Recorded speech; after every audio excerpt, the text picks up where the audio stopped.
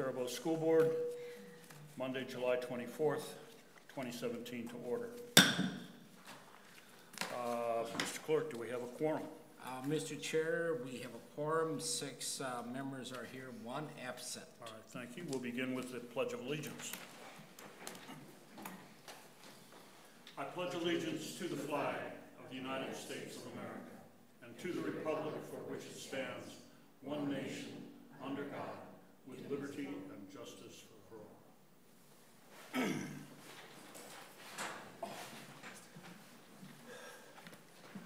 All right, I'm trusting all members have a copy of the agenda, whether written or electronic. So I entertain a motion to approve the agenda. Mr. Casper, I'm sorry. Do you want to make one change on the employment personnel? Yes, I do. Before we finish the motion in the second, on item 5B, we will be considering a employment contract for Amber Dahlstrom, who is the middle school behavior interventionist coordinator. The language in the on board book says it's the high school, but it's the middle school. Yeah. So with that change, I will now entertain another motion to approve the amended agenda. So moved. Second. We have a motion and a second. All those in favor, please say aye. Aye. Aye. Those opposed, same sign. Motion carries.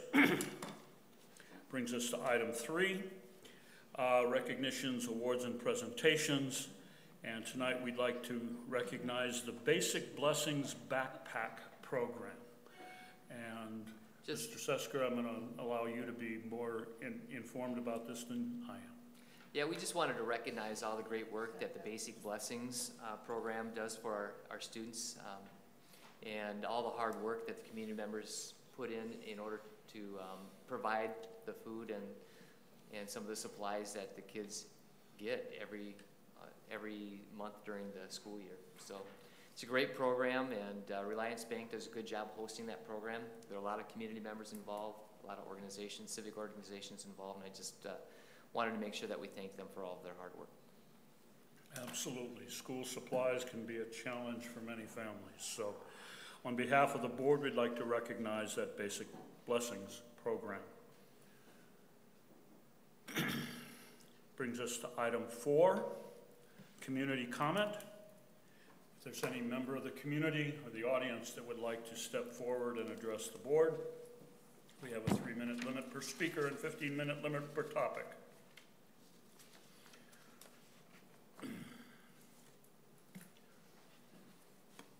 Seeing no one interested in exercising their citizenship rights tonight, moves on to item 5, the consent agenda. Consent agenda items, with the adjustment that I made earlier, can be approved by one motion unless a board member would request separate action. Is there anyone who would like to request anything to be dealt with separately from the consent agenda?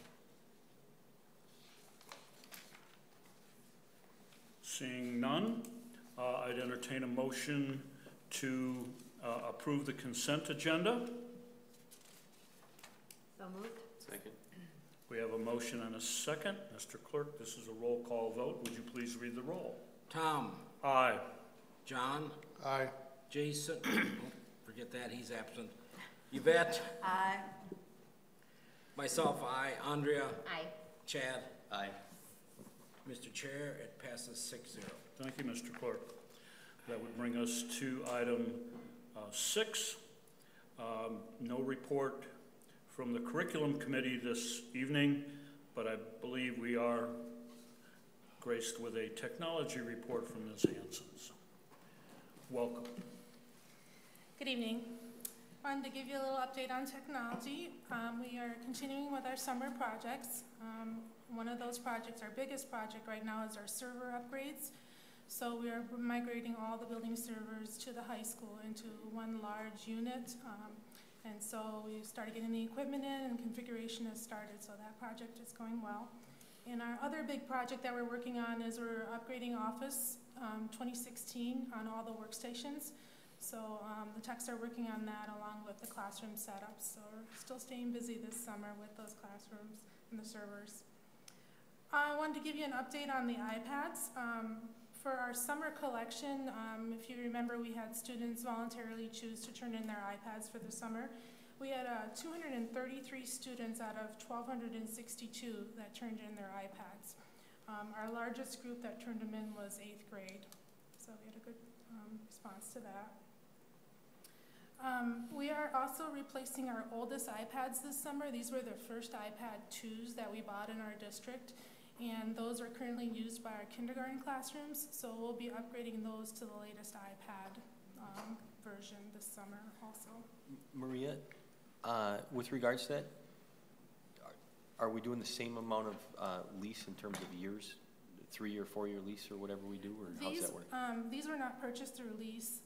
They were just purchased out of the technology budget. Okay, so are you now converting to a lease, or are you rebuying type of thing new? Well, we did the lease for the student iPads and the staff iPads because that was a large amount. This was only 60 of them, and the price has declined on the price of the iPad. I think they're down to about $300 now. That was my follow-up, so that's where I was going to thank you. So it's easier to do it just out of technology. Okay. We have set dates for fall distribution for the iPads. We're doing the middle school orientation on August 16th and August 17th. We're doing 7th and 8th grade pickup. Those are the iPads we collected this year.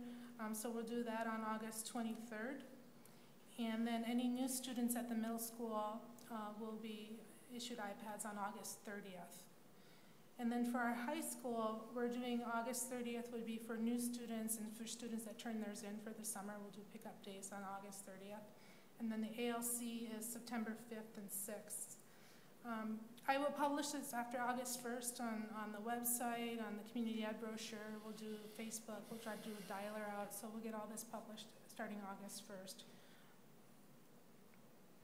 And just an update on some new items that we're looking at this fall. We're looking at an automatic account sign up for parents in Schoology and Infinite Campus. Those are our two big programs that we use in our district. So instead of having parents request to sign up for it, we're going to send out account information so they'll have all that information with them that they can just log on. So we're looking at doing that for parents. We're also working with the middle school. They're looking at doing online student portfolios using Google Sites. So now with their schedule change, we have a better opportunity to work with teachers and get those online portfolios started. So we're going to start at our middle school and see if we can move on to our high school. And the last thing I'm doing is I'm researching a mobile app for each schools. We're looking at creating an app that provides direct links for parents, like common things that they need to access, notifications, social media information. So we're looking at doing an app for each school that would give parents something, just a better notification, better information, sharing information with each school. So we're looking at that right now. Any questions? Do you anticipate some of the iPads not coming back, like if the kids or their families moved? Well, I'm getting those lists from the schools now. Some of the schools already know students that are not returning, so we're contacting them if they still have an iPad, but most of them have returned them. Oh. So I won't know till the fall. Okay. What is the plan for middle school 7th and 8th graders? They pick up their iPad. Is there an alternate plan? I didn't see anything in a memo about an evening option. Well, August 30th is kind of our catch-all day. Like the catch-all day? Yeah, so anybody that misses those other dates, they can pick it up on the 30th. Perfect. We'll have the first day of school too. So. Okay. Item 8, Finance Committee. You had a meeting on July 10th, and there are a number of items there that we'll be taking action on. Would anyone like to give us any background that we should have or might be interested in that you can imagine? Well, I think the Finance Committee did approve the contracts and requests as they are presented today. I can say that. We also discussed ongoing education and involvement in the bond as it goes forward. So I think the Finance Committee could be an exciting part of that process. anything else you want to add, Mr. Olson? No, not really. It was pretty standard. It didn't take too long. It was pretty short. If my memory and information is correct, the only new item on this list is item 5, the custodial request. So everything else is kind of this year's version of what we've been doing all along. Correct. All right. Then, unless someone else has some other questions, item B1, the fiscal year 2018 Minnesota State University Mankato Teaching Fellow Agreement. And I believe if from our conversation, we have 2 positions that are being allocated to us through our cooperative agreement with Mankato. Yeah, these are licensed teachers. They are. Yeah. Okay. If there are further questions, please ask them now, or comments.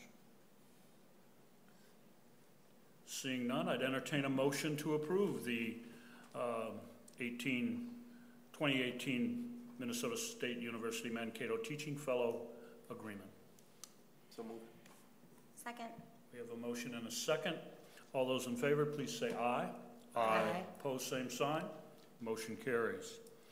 Item B2 is fiscal year 2018, the ice arena contract. And Mr. Sesker, you gave me some background about that, and have you shared that with the other board members in their conversations? Just at the finance committee, mainly that we're entering into a contract with, we're getting close to finishing the lease with the building, but we were in need of replacing the ice resurfacer, the Olympia, right, is the machine. So we've extended that for a period of time so we can pay for that. But we also talked about doing some long-term planning with regard to facilities. Todd, who's our committee member on that event? Do we have, you know, I don't know how pertinent it is for our arena, but I know throughout the state of Minnesota, there's a lot of arenas that are looking at potentially a budget issue with, is it the Freon or the refrigeration? Are you aware of that? Or is our district aware of, you know, that in the longer term planning of it? Hasn't been brought up. Okay, I mean, you might want to look. Yeah, and I don't know if it's 3 to 5 years out, but feel free to Google Minnesota ice arenas, and it's a refrigeration issue, and they're stopping Freon and whatnot, and there's talk that there's a lot of rinks in the metro that will simply close because they can't afford the refurbishment of it type of thing. So just something to put on your radar. It could be 3 to 5 years out, but I know it's a serious issue. Certainly, yeah. Yeah, okay, thank you. Thank you, Mr. Wolf. All right, any other questions, comments? I'll entertain a motion to approve the ice arena contract. So moved. Second. We have a motion and a second. All those in favor, please say aye. Aye. Those opposed, same sign. Motion carries. Item 8B3, fiscal year 2018 HVAC services. And I'm not going to pronounce this correctly. Poppy? Poppy. Poppy. The Poppy Company's proposal, recommended by the Finance Committee. Questions? I'll entertain a motion to approve the HVAC services with Poppy Company's proposal. So moved. Second. We have a motion and a second. All those in favor, please say aye. Aye. Those opposed, same sign. Motion carries. Item 8B4, long-term facility maintenance 10-year plan. This is something we've discussed periodically over the last several years.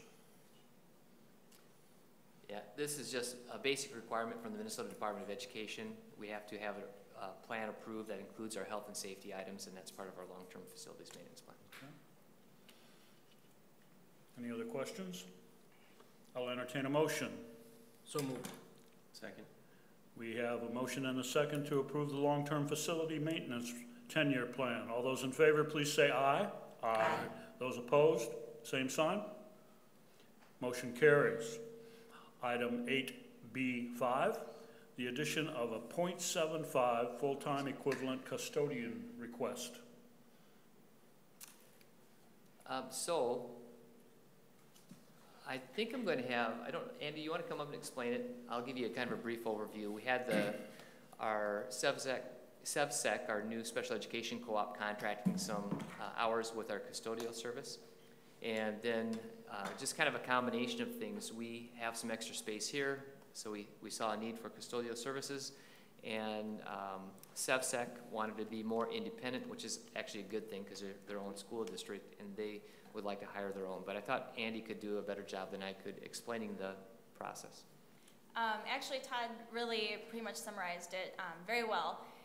As he said, SevSec has decided to go their own way with their custodial duties, and so that leaves us with essentially authorization for a .25 custodian. So the current custodian had worked 6 hours at SevSec and then 2 hours out here at the district office. As the memo says, we've added considerable square footage with this new building and then also the new FEC, and have worked within our existing staff to service the spaces, but we're really seeing that there is a little bit higher need. And custodians, as you know, have been reduced in the past years with budget reductions. So we thought this really presented a time to come to you and make the request for the addition. So it is an addition of a .75, and that is roughly $42,000. And I will say Jamie was at the finance committee, the high school principal, and he felt that if someone's at the adult learning center doing that work, it would help with the high school custodians, because they have noticed the high school custodians are stretched to cover that area. So if I heard correctly, this position will service the district office area and the adult learning center. Correct. Space at the high school. Yep, and then they also talked about the additional 6 hours a day would be more than would be needed strictly here at the district office and at the FEC. So the idea would be that this person could also then fill in when people are absent. Mm-hmm. Right now we have to offer that up as overtime to the existing staff, and so there will be some savings there because we do end up with some overtime as people are out. So there will be some savings. We can't really quantify that because it'd be hard to identify. But it also increased the level of service that's offered when there is a custodian out at the building. So. And most assuredly, there have been reductions over the last number of years, as long as I've been on the board, and even prior with budget reductions. So, thank you very much. You're welcome. Other questions? All right. I'll entertain a motion to approve the .75 FTE custodian request. So moved. Second. We have a motion and a second. All those in favor, please say aye. Aye. Those opposed, same sign. Motion carries. Item 8B6, fiscal year 2018, Faribault Lutheran Schools Athletic Cooperative Sponsorship. And this is something we've done for longer than I can remember. So, approval. Second. We have a motion and a second. All those in favor, please say aye. Aye. Aye. Those opposed, same sign. Motion carries. Item 8C, no enrollment report, no financial report. Oh, I'm sorry, July report. Oh, I cut somebody off. That's June. Ah. It says July, but it's June. Okay, so we aren't waiting for that. And we do have gifts and donations, item C3, and C3, here we go. All right, Resolution 1730, July 24th, 2017. We have a donation for the STEAM program from the AAUW Faribault branch in the amount of $500. Got a lot of old friends that are part of that group. Way to go, AAUW. All right. I'd entertain a motion to accept this $500 donation for our STEAM program from the AAUW. So moved. Second. Okay, we have a motion and a second. Mr. Clerk, would you read the roll, please? Tom? Aye. John? Aye. Yvette? Aye. Myself, aye. Andrea? Aye. Chad? Aye. Mr. Chair, it passes 6-0. Thank you very much. That brings us to item 9, other committee reports. And the only one I see possibly for tonight is the facility committee. And community ed. Oh, she is here, yeah. Change. Oh, I'm backing up, community ed. I thought maybe I could report out since I haven't been here lately. I've been spending a lot of time in Canada, guiding trips into the Canadian boundary waters. So we had a party of 9 and caught over 700 fish this past week, so Hey. I'm exhausted. 1 lake trout, but all smallmouth bass. So it was very fun. There's been a lot of changes in community ed the past few weeks. One is Jessica is on the agenda. Jessica Lewis is on the agenda tonight for approval for principal of Jefferson, and that means that I have an open position in adult education, and that was posted today. So we will do a search and hopefully get a great candidate. Becky Lippert has moved on. She has transitioned into another job out in the community, and in replacing Becky and Amanda Mueller, who was overseeing Kids World, she's now, Amanda staying with community ed, she's going to be a preschool teacher, but I've had to replace her, and the community and youth success coordinator, Phil Johnson's position, has taken on the majority of those tasks. So we really appreciate Phil stepping forward and taking that job.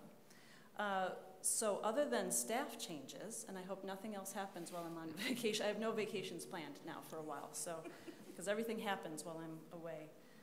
We got some good news from the UCare Foundation.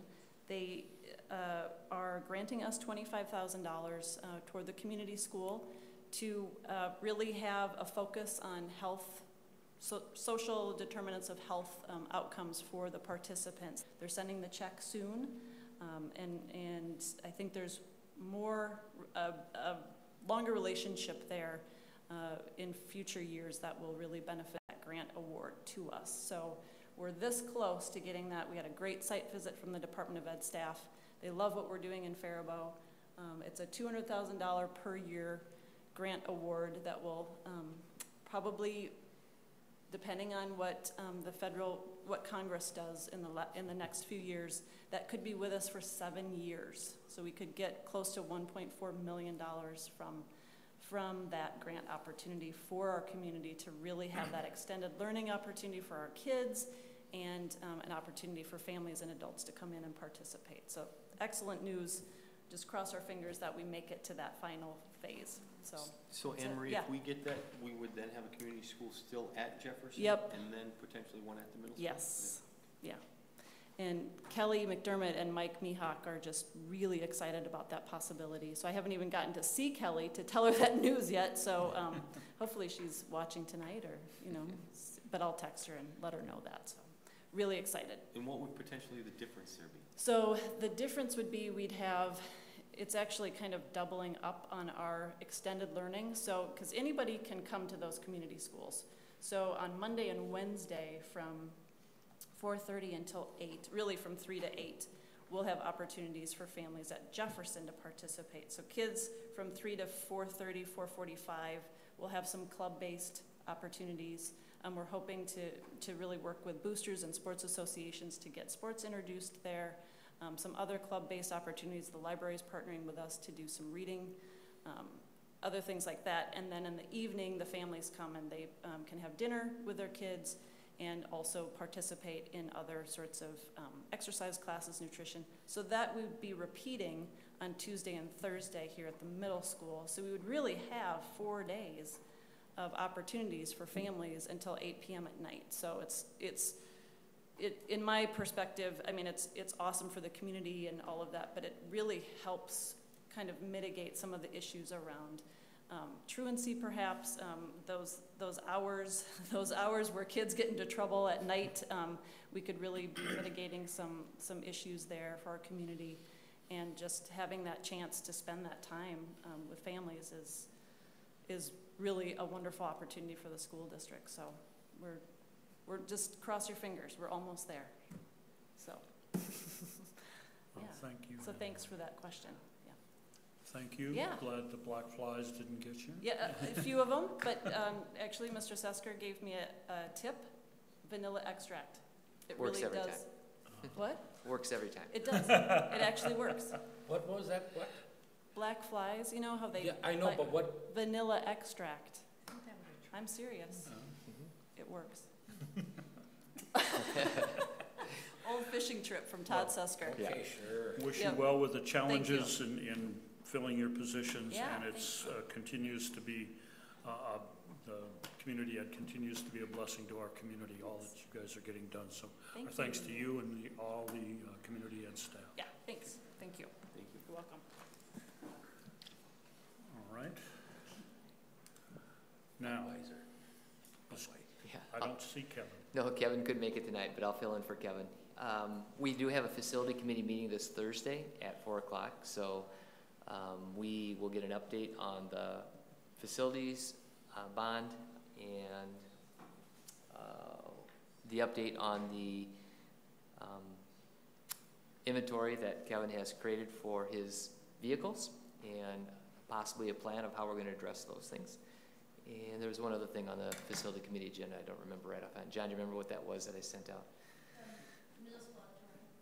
The middle school auditorium. Oh, the name. Yeah, the naming. That's right. The naming of the auditorium. All right. So other than that, not a lot to report. Things going well. I just talked to Kevin this morning. Really, the summer staff is doing a great job.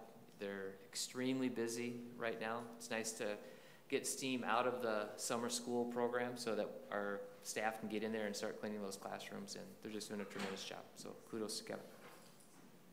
All right. Well, that brings us to item 10, and we have several items here to consider. Item 10A is the approval of the revised 2016-17 Faribault Public Schools calendar. And there we are. And for, wait a minute.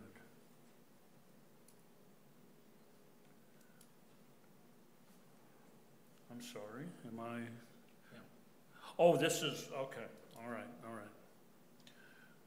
No particular issues, this is just reflecting how we operated. Yeah, it's for last year's calendar. It's not this current year, so last year's calendar. We had a couple snow days we have to Well, the report. 17 threw me off. Yeah. All right. If there are no questions, I'd entertain a motion to approve last year's calendar. So moved. Second. Motion and a second. All those in favor, please say aye. Aye. Those opposed, same sign. Motion carries. Item 10B, consider the approval of the 2017-18 student handbooks for Jefferson, Lincoln, Roosevelt Elementary Schools, McKinley Early Childhood Center, and the Faribault Area Learning Center.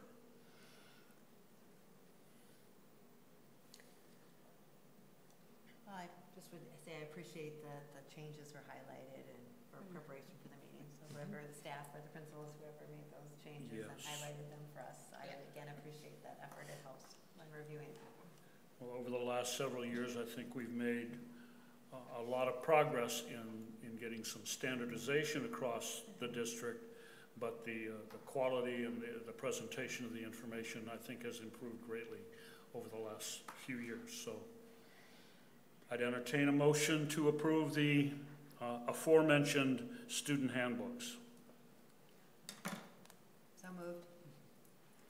Second.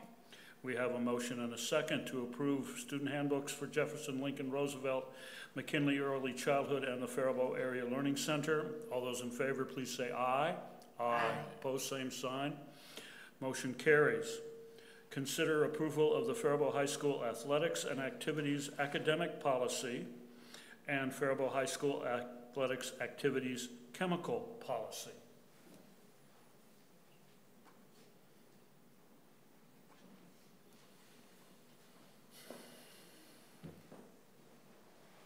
So the two policies that you have before you really are the two policies that I have to enforce on the most consistent basis.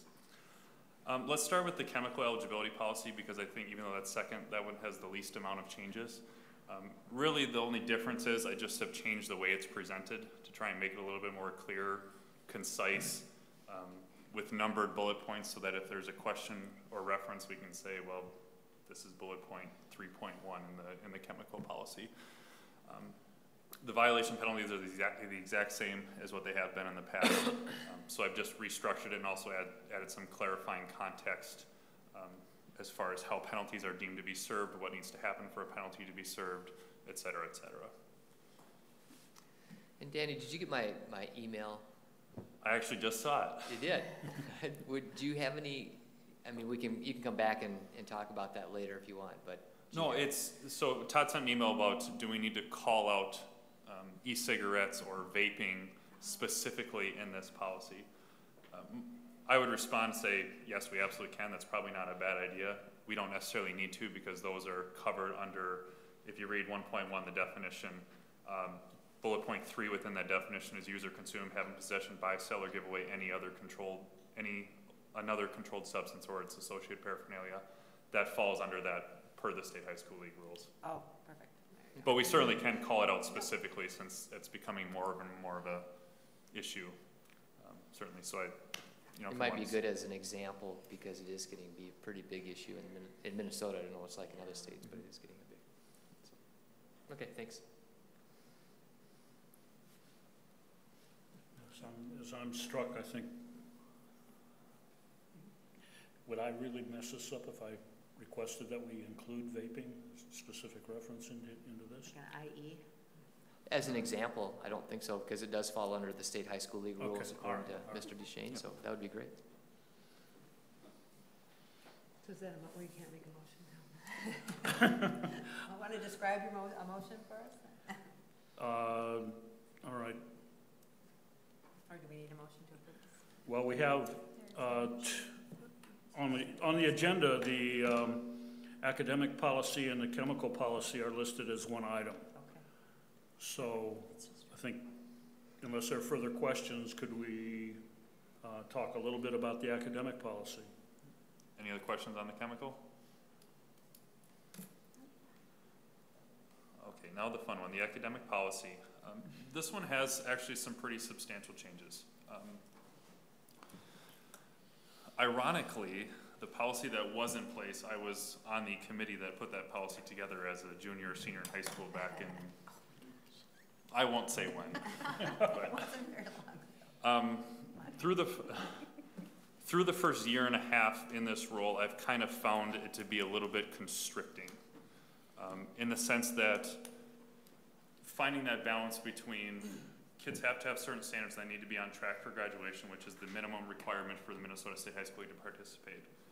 Also, while believing and firmly believing that athletics activities, participation in extracurriculars helps kids do better in the classroom.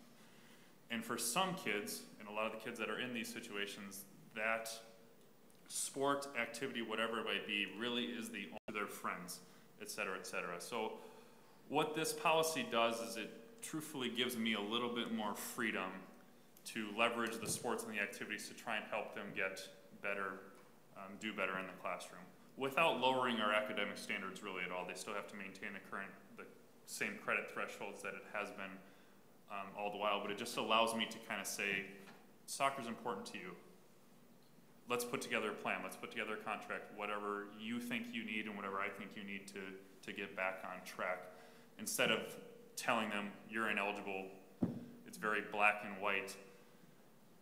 By the time they're eligible, again, it could be 2 months down the road, they could have gone down a path that is irrecoverable at that point. We want to keep them connected. So I'll just run down quick through the policy in the changes that have been made. Definition of academic probation, that was just something that I felt needed to be defined that wasn't defined very well in the current policy. simply says that if you're put on academic probation, you owe me a grade sheet signed by all your teachers that show all your grades are passing. If you don't, you're ineligible until they all are passing or until you get me a grade sheet. And it'll make more sense as I go down, but that's the big definition. You can see the credit thresholds there. Those are the exact same as they've always have been. You have to have gotten to within a certain point of those credit thresholds at the end of every semester to be eligible. The biggest change that I made was, if you remember the previous policy, it read, the verbiage was, cannot or must have passed 5 or more classes to be eligible. What I've done is I've kind of taken the inverse of that. I've gone to must not have failed 2 or more classes. And it's a really important reason because of our seniors. Okay? Our seniors might have all of the credits that they can, but they might have a study hall. They might have PSEO. They might have a variety of these other options, online schooling to get college credits, a variety of these online or other options that weren't available when this policy was put into place. So they might be only taking 3 or 4 classes as their senior year. They also, a lot of them are taking the AP Calculus, AP Chemistry, some of the harder classes that we offer. Technically, by the policy, if they were to fail one of those classes, they have not passed 5 classes.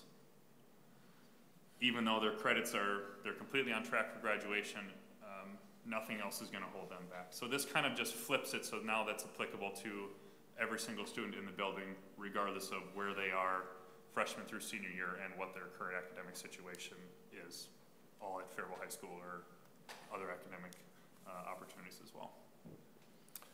The only other big thing is I've loosened the reins a little bit. The previous policy was that if you were 1 credit or more behind the credit thresholds, you were automatically ineligible, and I've opened that back up to eligible with a pathway and a plan for graduation. So for instance, if a first semester freshman is 1 credit behind, they're still eligible under this new policy, but we have a written plan that includes myself, the guidance counselors, the students, the parents, that will lead them going forward. They fall farther behind, now they're ineligible. Which might work well with the new model, right, with the high school. Right. We've got someone that could manage that, hopefully with you with the 9th grade. Exactly. Yes. Exactly. Okay. And then the rest of it's just kind of calling out some supplementary information. Students on IEP are held to different standards. They have to be making progress towards achieving the goals of their IEP. ALC, they're technically can participate on our high school, but with quarter credits and all the different things, gives us some flexibility to work with Margaret and her team out there to put those kids in a best position to be successful. And then that really we can take extenuating circumstances into account when looking at an academic situation. You know, someone's had cancer and they've been absent from class for the better part of a semester, or someone died, parents got to, some of those really big things that can impact kids and their attendance and stuff, kind of being able to take those into account and put them in a position to move forward. So Danny, the tweaks you've made, in no way are you lowering the expectations of our student athletes? No, I don't think we're lowering them. I think I would describe it as we're just giving me a little bit more freedom to try to keep them on track longer using their participation. And only you know how many kids you get to have those ugly meetings with in the fall, winter, and spring sports where yep. you're ineligible type of thing. Is there anything that I don't know who it falls on, and there has to be an onus on the students, right? I mean, these kids are, for the most part, 9th grade, 15, 16-year-olds on up to 18-year-olds. They have to take some ownership here as well. But is there anything that, whether it be your office or the coaches can do? Because I have a feeling the vast majority, at least when I used to coach, the vast majority of kids failing, it was simply a lack of doing their work. Not much else. And I would say 80 to 90% is we just don't turn in the assignments type of thing. And is there anything on an ongoing basis that can be done prior to getting hit over the head with a 2x4 on that ugly day that the grades come out and they have a giant F type of thing? Is there anything that can be done there? Once again, I don't wanna put it on babysitting on coaches or stuff like that, but you see what I'm saying? Yeah, I think really our staff, at least at the high school, does a pretty good job of just shooting me an email and saying, you know, so-and-so is kind of falling behind a little bit. You know, they might have been gone for a lot of baseball games or something, you know, there's a lot of different circumstances. At that point, we can catch it hopefully before the end of a term and recourse and get them back on track. Really, as far as overall monitoring, what we do is we pull quarter Fs and semester Fs out of, Sean, my secretary, sets up classes for every single sport so that everyone's in one group. She can run a report, run all their grades for that group, and I get a list, I get a packet with all the Fs in it, and then we have that conversation. I also, part of me, I kind of go on the other side of it a little bit too, saying we can't, nor do I want to be doing daily consistent monitoring, because things are so fluid from day to day, where a kid says, I turned those 3 assignments in, but a teacher doesn't get them in until 2 weeks later into the grade book. And you know, that's why I kind of we use, in this policy, we're using quarter grades as kind of a checkpoint to say, all right, we have one more quarter to rebound and recourse, and your semester grades are what we go by, because those are the official grades. The other part of it is that we have a lot of coaches that are not district employees, so we run into a little bit of data privacy gray area on should they really have access to kids' grades. Now, if kids voluntarily give their coaches that information, that's one thing, but you know, having coaches have free access is something that I haven't broached yet, because we've been able to manage it. It's really not, I'm not dealing with 100 kids every semester. It's 3, 4, 5.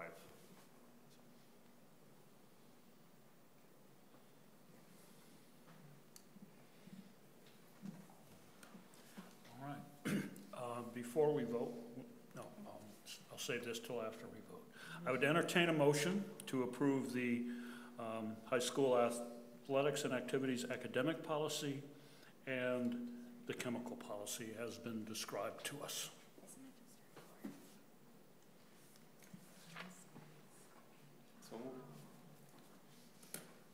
Looking for a second? Second. We have a motion and a second to approve the 2 policies. All those in favor, please say aye. Aye. Opposed, same sign. Motion carries. And the comment I'd like to make is that having been a coach and an activities director for a number of years, I've always appreciated the backup and the cooperation of the activities and athletic department. It's made my work with both student athletes and with students in the classroom a lot easier, and I appreciate the support. Thank you. All right. Item 10D, consider the approval of the employment contract with Jessica Lewis as Jefferson principal. Any questions? It's been my privilege to know Jessica for a number of years, and she seems as an outstanding individual. I think she'll be a very good addition to our administrative staff. Move approval. Second. We have a motion and a second. All those in favor, please say aye. Aye. Aye. Opposed, same sign. Motion carries. Item 10E, consider approval to hire an assessment coordinator. And Mr. Sesker, correct me if I'm wrong, please, but this is in relationship to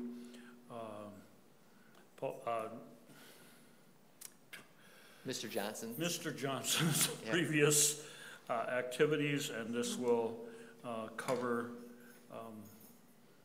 making sure that we're on track to meet local, state, and federal guidelines in terms of assessments. That's pretty much it. You summarized it. We tried to go back, because remember we saved some money in the general fund budget, but we were unable to find anybody for that position. So we'd like to repost it now as a coordinator position. And before we do that, we wanted to make sure that the board was okay with that. It's an additional $40,000, about $44,000 into the general fund that we would have to allocate in order to move that from a TOSA position to a coordinator position. It was just a position that we could not fill. And we're gonna try another stab at it at the coordinator range, and Colleen, it'd be under Colleen's area. Yeah, and we do think, we know of a couple of people that have an interest at the coordinator level. We also know that we have changes in ESSA coming, that we started training in collaborative inquiry, which went quite well the last couple of days. Last week, Thursday and Friday was amazing with the data that we're going to include. There are changes in EL assessment requirements. You will see those coming out, and so we just need somebody to help monitor as these changes keep coming out and the current changes that they are proposing for us. So we do have a need for that position. Okay. Any other questions? All right. Thank you. I would entertain a motion to approve the hire of an assessment coordinator. So moved. Second. We have a motion and a second. All those in favor, please say aye. Aye. Aye. Those opposed, same sign. Motion carries. Thank you very much. And item 10F, consider approval to change the August school board meeting to August 21st, 2017, and the September board meeting to September 18th, 2017. These are mainly my issues, so I got conflicts on both those days. So if you don't mind, if we can change those, that would be great. Okay. Will you just have Kathy send out an email with this? Thank you. Yep. Good idea. Thank you, sir. All right. I would consider a motion. So moved. Second. We have a motion and a second to change the August and September board meeting dates as listed. All those in favor, please say aye. Aye. Opposed, same sign. Motion carries. Item 11, other items of information. School board members, anyone wish to share anything? I will just share that we had a meeting this afternoon, and we're going to put together a group of us that are going to start a little due diligence on self-insurance. So once again, I caution it's due diligence, but it's a step in finding out what we can find out type of thing. So.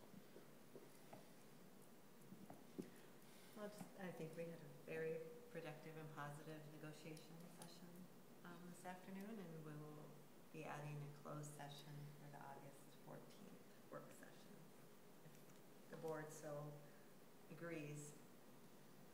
Oh, who are your teachers? Mm-hmm.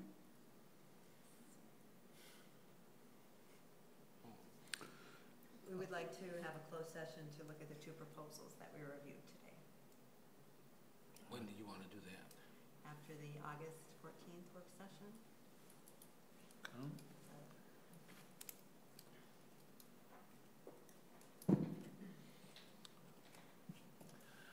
Just briefly, I don't think it's posthumously, but I'd like to thank the school board and administration and staff from 1995 for their willingness to have a Rotary Exchange student, Meta Dalsgaard. And she and her family are staying with us right now for 10 days. It's been 22 years, and we've been to see her 4 times. She's been over here 3 times. And just a tip to people that are considering hosting an exchange student that you can form some lifelong friendships that are very impactful. So if anybody's thinking about exchange students, please do so. And thanks to the schools for willingness to work with them.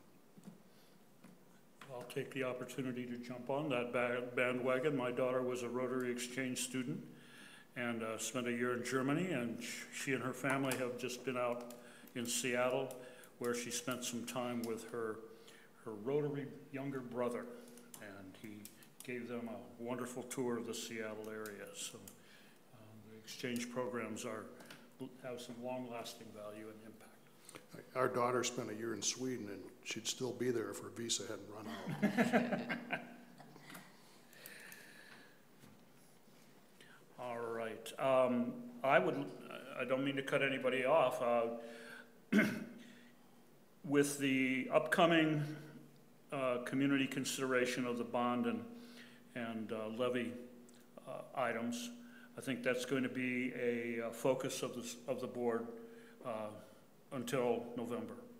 What I'd like to suggest is that sometime, perhaps November, maybe December, yet to be determined, but that we consider having a board retreat to consider the situation that we would be in should the levy and the referendum pass or not pass, but sort of take stock of the situation as it is at that point and have discussion about where do we go from there. So I'm going to propose that for either November or December, yet dates to be determined, but sometime following the vote. Okay. Anybody else? All right.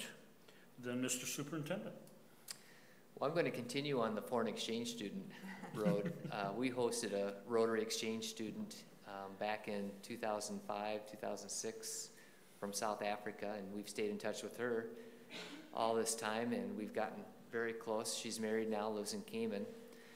We have never met her family, and she was able to bring her family over and stayed with us for a week just a couple of weeks ago. We brought her up to the North Shore and stayed overnight, a couple nights at one of the resorts up there, and really enjoyed having them here. But you're right, John, those connections are lifelong, and if anybody is thinking, and actually we have all of our Rotary Exchange student families already set this year, which is terrific. We haven't had that happen in a long time. So if you're thinking about hosting an exchange student, I would really encourage you to do so. It's a great experience. And we had 3 girls running all over the place between events, and it worked out just fine. A couple things. I was also at the collaborative inquiry model. That went very well last week, as Colleen said. I was able to make 1.5 days. The one day I wasn't able to make it because we had our building bond meeting. Avid Summer Institute is going on this week. We have sent a lot of staff up to Minneapolis this time around. It was in Minnesota, which is great. I'm going to head up to the Administrative Avid Conference on Wednesday. It's a great program. FAPSITA is Thursday, and I think Mr. Curry, you're chairing it, aren't you? That's right. That's correct. Yep. FAPSITA is our scholarship committee that meets. And then, as I mentioned before, Facility Committee is meeting this Thursday at 4 p.m. And that's all I have. Thank you. All right, then dates to remember. Tuesday, August 8th will be the Subsec board meeting via Zoom. Cuts down on the driving, I suspect. Wednesday, August 9th, the policy meeting at the district office in the Garfield room. Monday, August 14th at 5:30 p.m. will be the board work session here in the district office. Monday, August 21st, the next finance committee meeting in the district office Falcon room. Monday, August 21st, the curriculum advisory meeting here at the district office at 3:30 p.m. And Monday, August 21st will be the regular board meeting here in the district office at 5:30 p.m. So, unless there is other business I am not aware of, I'll entertain a motion to adjourn. So moved. Moved and seconded. All those in favor say aye. Aye. Opposed? Go away. We are adjourned.